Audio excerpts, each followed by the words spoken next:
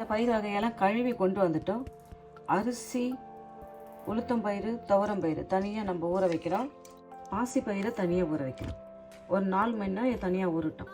இது கூட காரத்துக்கு ஏற்ற மாதிரி கொஞ்சம் காஞ்ச மிளகாய் இதிலே போட்டு நம்ம ஊற வைக்கணும். அப்போ தான் கொஞ்சம் அரைக்கக்குள்ளே ஈஸியாக இருக்கும். காரத்துக்கு எதுவுமே நீங்கள் ஊற வச்சுக்கலாம். 4 மணி நேரம் ஆகிடுது பாருங்கள். எண்ணெய் அழகாக நம்ம போட்ட துவரம்பயிறு, உளுத்தம்பயிறு, அரிசி நல்லா அழகாக ஊறிடுது. பாசி பயிர் நல்லா ஊறிடுது. பாசி பயிர் அரைக்க தேவையில்லை. இதை மட்டும் நம்ம அரைச்சிக்கலாம். எல்லாத்தையும் மிக்ஸி ஜாரில் மாற்றிட்டோம். இதை நம்ம அரைச்சி கொண்டு வந்துடலாம். இதில் மிக்ஸி ஜாரில் அரைச்சி கொண்டு வந்த மாவை நம்ம இதில் எடுத்து வச்சுக்கணும்.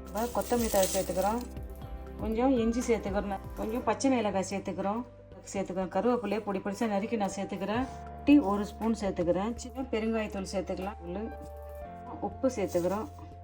ஊற வச்சுருந்த பாசி பயிரை தண்ணி வடிகட்டி வச்சுக்கிறேன். வடிகட்டி வச்ச பயிரை நம்ம எல்லாம் சேர்த்துக்கிறோம். ஒரு 10 மிளகு அளவுக்கு எடுத்து நான் இதை சேர்த்துக்கிறேன். நம்ம எல்லாத்தையும் அழகாக போட்டு இதில் கலந்துட்டோம். வெட்டின கொஞ்சம் வெங்காயம் நம்மள சேர்க்கணும். வெங்காயத்தை போட்டு இதை அழகாக ஜென்டில் கலந்துக்கலாம். வாங்க சின்ன சின்னதாக அழகாக எடுத்துட்டு அழகாக திருப்பி விட்டுட்டு எடுக்கலாம். மிதமான சூட்டில் பொன்னிறமாக வறுத்து எடுக்கலாம். இந்த பக்கம் திருப்பி போட்டுட்டு வறுக்கலாம். மிதமான சூட்டில் வரங்க. அப்போ தான் உள்ள இருக்கிற பயிரெல்லாம் வெந்துடும். ஒரு மிதமான சூட்டில் அழகாக வறுத்து எடுக்கலாம். அழகாக வெந்துடுது. வெந்ததெல்லாம் நம்ம எடுத்து வச்சிடலாம். அப்படியே எடுத்துட்டு அரைக்கணும். தட்டிட்டு எடுத்துட்டு திட்டமாக ஊற்றிங்க. நம்ம அரைக்கிறதுலே தண்ணி கொஞ்சம் சேர்க்காத அரைச்சா நல்லாயிருக்கும். எடுத்து போட்டு அதை தட்டணும். இதை எடுத்துட்டு மான சூட்டில் பொன்னிறமாக வறுத்து எடுக்கும்.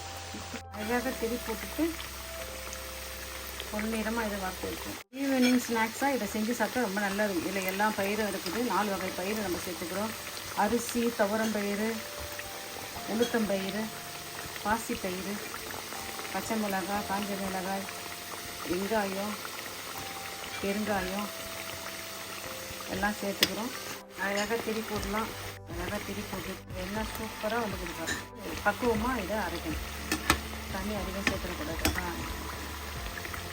அழகாக வெந்துடுச்சு. எடுத்து இல்லாமல் அழகாக வெந்துடுச்சு. வாங்க சாப்பிட்டு பார்க்கலாமா? பாருங்கள் என்ன சூப்பரான சுவையான அழகான ஆரோக்கியமான வடை செஞ்சிட்டோம். இதை சும்மா அழகாக லைட்டாக அப்படியே கொத்தமல்லி தழை போட்டுக்கலாம். இருக்கிறதுலாம் தட்டையாக இருக்குது. இந்த பக்கங்கிறது கொஞ்சம் ரவுண்ட் ஷேப்பில் செஞ்சுக்கிறேன் நான். பாருங்கள் இதெல்லாம் கொஞ்சம் ரவுண்ட் ஷேப்பில் இருக்குது. இந்த பக்கம் தட்டையாக செஞ்சுருக்கிறேன். உங்கள் விருப்பப்படி செஞ்சுக்கலாம். நான் உங்களுக்கு எளிமையான முறையில் இதை செஞ்சு காமிச்சிட்டேன். நீங்களும் இதே மெத்தடில் செஞ்சு பார்த்துட்டு நான் செஞ்ச தவளை வடை எப்படி இருந்துச்சுன்னு சொல்லுங்கப்பா. பாய். தேங்க்யூ.